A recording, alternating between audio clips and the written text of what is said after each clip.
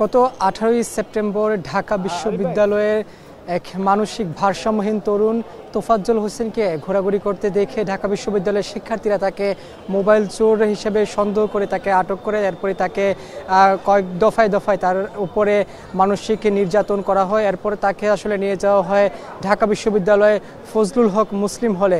সেখানেরও শিক্ষার্থীরা তাকে কয়েক দফায় তার উপরে অমানসিক নির্যাতন চালায়। এক পর্যায়ে সেই মানসিক ভারসাম্যহীন যুবক তোফাজ্জল হোসেন সে নিহত হয় গণপিটুনিতে শিক্ষার্থীদের। এই ঘটনায় ঢাকা বিশ্ববিদ্যালয়ের প্রশাসন শাহবাগ থানায় একটি হত্যা মামলা দায়ের করেন অজ্ঞাতনামা আসামি করে। সেই মামলায় গতকালকেই গ্রেফতার করা হয়েছে 6 জন শিক্ষার্থীকে ঢাকা বিশ্ববিদ্যালয়ের। সেই শিক্ষার্থীদেরকে কিছুক্ষণ আগে আদালতে আনা হয়েছে এবং আদালতে এনে তাদেরকে আদালতে তোলা হয়েছে। এখন সেই কার্যক্রমটি আসলে শুরু হয়েছে। আমরা এখনো পর্যন্ত আসলে নিশ্চিত হতে পারিনি যে আসলে কি হয়েছে এজলাসের ভিতরে বা কি হচ্ছে, সেটা পরবর্তীতে আসলে জানা যাবে যখন এজলাসের কার্যক্রমটি বা শুনানির কার্যক্রমটি শেষ হবে। আমি যদি একটু তথ্য দিয়ে রাখি যে ঢাকা বিশ্ববিদ্যালয়ে যেই ঘটনা ঘটেছে সেই ঘটনায় যেই শিক্ষার্থী 6 জন শিক্ষার্থীদেরকে আজকে এখানে আদালতে তোলা হয়েছে তাদের কথা যদি বলি, তারা হলেন ঢাকা বিশ্ববিদ্যালয়ের পদার্থবিজ্ঞান বিভাগের শিক্ষার্থী মোহাম্মদ জালাল মিয়া, মৃত্তিকা পানি ও পরিবেশ বিভাগের শিক্ষার্থী সুমন মিয়া। পাশাপাশি এখানে রয়েছে পুষ্টি ও খাদ্য বিজ্ঞান ইনস্টিটিউটের শিক্ষার্থী মোহাম্মদ মুত্তাকিন সাকিন এবং ডিজাইন, এলিগেন্স, বিউটি, সেরা পণ্য সবার জন্য জেভিকো। এর পাশাপাশি এখানে শিক্ষার্থী রয়েছেন মুত্তাকিন সাকিন এবং আল হোসাইন সাজ্জাদ, আহসানুল্লাহ ও ওয়াজিবুল আলম নামের এই শিক্ষার্থীরা। তারা প্রত্যেকেই ঢাকা বিশ্ববিদ্যালয়ের একই হলের শিক্ষার্থী, তারা আবাসিক ছাত্র। তাদেরকে আজকে এখানে আদালতে তোলা হয়েছে এবং এই যে ঘটনা ঘটেছে মব জাস্টিসের মতো এই ঘটনায় সে শাহবাগ থানায় যে মামলা হয়েছে সেই মামলায় গ্রেপ্তার করা হয়েছে তাদেরকে। এবং আমরা দেখছিলাম যে সামাজিক যোগাযোগ মাধ্যমে যখন তাদের এই নির্মম দৃশ্য, হত্যাকাণ্ডের দৃশ্য যখন ছড়িয়ে পড়ে তখন কিন্তু এক ধরনের প্রতিবাদে সোচ্চার হয়ে ওঠে দেশের মানুষ। এবং তারা বলছিলেন যে এই ধরনের ঘটনা এর আগেও ঘটেছে। বিশেষ করে আমরা দেখছি জাহাঙ্গীরনগর বিশ্ববিদ্যালয়ে কিন্তু এরকম একটি ঘটনা ঘটেছে। মব জাস্টিসের নামে একজনকে আসলে পিটিয়ে গণপিটুনিতে হত্যা করা হয়েছে ছাত্রলীগ নেতা। এই ধরনের ঘটনা ঘটছে, সেই ঘটনা আসলে নির্মম নৃশংস ঘটনা, যেটা আসলে কোনোভাবেই কাম্য নয়। দেশের আইনের যে শাসন রয়েছে সেটিকে আসলে ব্যাঘাত ঘটায় এই ঘটনা। যার কারণে আমরা দেখছি যে অন্তর্বর্তীকালীন সরকারও উদ্যোগ নিয়েছে। তারা আসলে বলছেন যে এই ধরনের ঘটনা যাতে আর ভবিষ্যতে না ঘটে তারা এই বিচার কার্যক্রমটি আসলে শুরু করবেন এবং সেটি যাতে সুষ্ঠুভাবে বিচার হয়, যাতে কোনো প্রকার ঘাটতি না হয় সে বিষয়টি তারা আসলে নির্দেশনা দিয়েছেন ইতিমধ্যে। এবং আজকে তাদেরকে 6 জন শিক্ষার্থীকে গ্রেফতার করে আদালতে আনা হয়েছে এবং আদালতে তোলা হয়েছে। এখানে আইন শৃঙ্খলা বাহিনীর সদস্যরা রয়েছেন, নিরাপত্তা দিচ্ছেন। আমি যদি আরেকটু পিছনের ব্যাকগ্রাউন্ড বলে রাখি যে গতকালকে রাতে এই যে হত্যাকাণ্ডের ঘটনায়, সেই ঘটনায় ঢাকা বিশ্ববিদ্যালয়ের জরুরি সিন্ডিকেট সভায় সিদ্ধান্ত হয়েছে ঢাকা বিশ্ববিদ্যালয়ে সকল প্রকার ছাত্র শিক্ষক রাজনীতি নিষিদ্ধ করা হয়েছে ঢাকা বিশ্ববিদ্যালয়ে।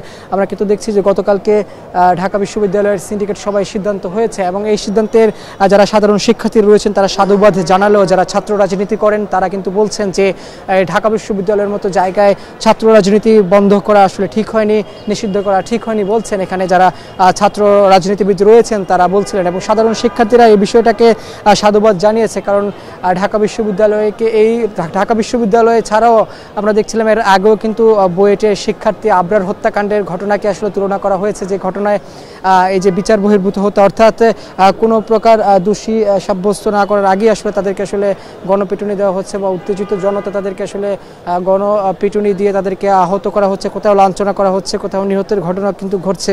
যে ঘটনাগুলোকে আসলে অত্যন্ত দৃষ্টিকটু বলে আসলে ব্যাখ্যা দিচ্ছেন যারা সমাজ বিশ্লেষক রয়েছেন, নিরাপত্তা বিশ্লেষক রয়েছেন এবং সাধারণ মানুষের মাঝে কিন্তু এক ধরনের আতঙ্ক সৃষ্টি হয়েছে। কারণ এই ধরনের ঘটনা যেহেতু ঘটছে, যেহেতু আইন শৃঙ্খলা বাহিনীর সদস্যদের এখন তৎপরতা কম রয়েছে অন্যান্য সময়ের তুলনায়, সেই কারণে এখন সবার মাঝে কিন্তু এক ধরনের দুশ্চিন্তা বিরাজ করছে। তবে এই যে ঢাকা বিশ্ববিদ্যালয়ে যে ঘটনাটি আসলে ঘটেছে, ঢাকা বিশ্ববিদ্যালয়ে তোফাজ্জল হোসেন সেটা আসলে মানসিক ভারসাম্যহীন, জানতে পারার পরেও তাকে আসলে নির্মমভাবে যে আঘাত করা হয়েছে, তাকে পিটিয়ে মেরে ফেলা হয়েছে, সে বিষয়টি আসলে অনাকাঙ্ক্ষিত এবং দুঃখজনকও বলেছেন সাধারণ মানুষ যারা রয়েছেন তারা।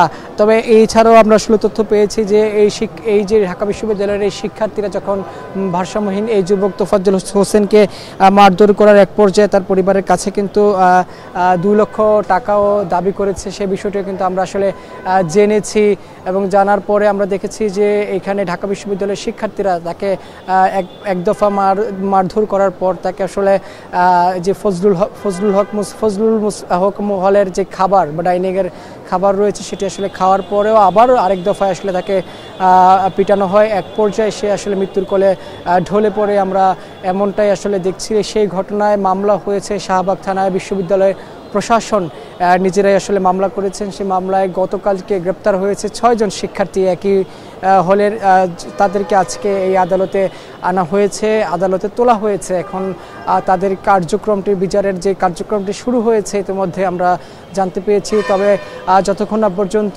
এজলাসের কার্যক্রম বা শুনানির কার্যক্রমটি আসলে শেষ হয় ততক্ষণ পর্যন্ত আসলে বলা সম্ভব নয় যে আসলে তারা কি বলেছেন বা আসামি যেই 6 জনকে নিয়ে আসা হয়েছে তারা আসলে কি জবানবন্দি দিয়েছেন। তবে তারা প্রাথমিক জবানবন্দিতে তারা যে শাহবাগ থানার যে কর্মকর্তা রয়েছেন, তদন্তকারী কর্মকর্তা, তার কাছে তিনি এই হত্যাকাণ্ডের সঙ্গে তাদের জড়িত থাকার অভিযোগটি যে ছিল সেটি তারা স্বীকার করেছেন, যে তারা প্রাথমিকভাবে স্বীকার করেছেন। তবে আরও তদন্ত প্রয়োজন সেটা বলছেন এই তদন্তকারী কর্মকর্তারা। তাদেরকে এখন আদালতে উঠানো হয়েছে। কিছুক্ষণের মধ্যে শেষ হওয়ার পর আমরা আসলে আরও বিস্তারিত জানতে পারবো যে তাদের বিষয়ে আসলে কি ঘটনা বা কি বিষয়টি ঘটে। তবে আরেকটু বলে রাখি যে ঢাকা বিশ্ববিদ্যালয়ের সিন্ডিকেট সভায় এই ঘটনার পরিপ্রেক্ষিতে গতকালকে রাতে জরুরি সিন্ডিকেট সভায় সিদ্ধান্ত হয়েছে যে ঢাকা বিশ্ববিদ্যালয়ের সকল প্রকার ছাত্র শিক্ষক ও রাজনীতি নিষিদ্ধ করা হয়েছে, যার ফলে যারা শিক্ষার্থী রয়েছেন, সাধারণ শিক্ষার্থী, তারা কিন্তু সাধুবাদ জানিয়েছেন এই